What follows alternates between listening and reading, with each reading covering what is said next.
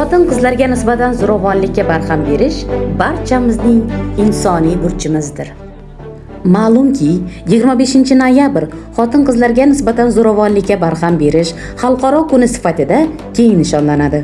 Ushbu sana munosabati bilan mamlakatimizda zo'ravonlikka qarshi 16 kun shiori ostida turli ijtimoiy ma'rifiy tadbirlar o'tkazilmoqda. Shu doirada joriy yilning 28 noyabr kuni Zarbdor tumani hokimi o'rinbosari, xotin-qizlar bo'limi boshlig'i Dilorom Xolmurzayeva hamda mas'ul tashkilotlar tomonidan biz zo'ravonlikka qarshimiz mavzusida seminar trening tashkil etildi. Ushbu davra suhbatini tuman xotin-qizlar qo'mitasi raisi Dilorom Xolmurzayeva ochib berdi.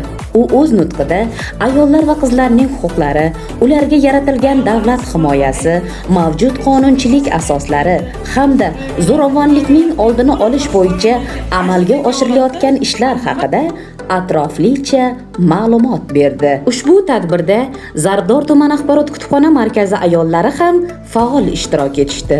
Ular jamiyatda ma'rifatning, kitobxonlikning va madaniy ongning o'sishi, zo'ravonlikning kamayishida muhim omil ekanini qayd etishdi.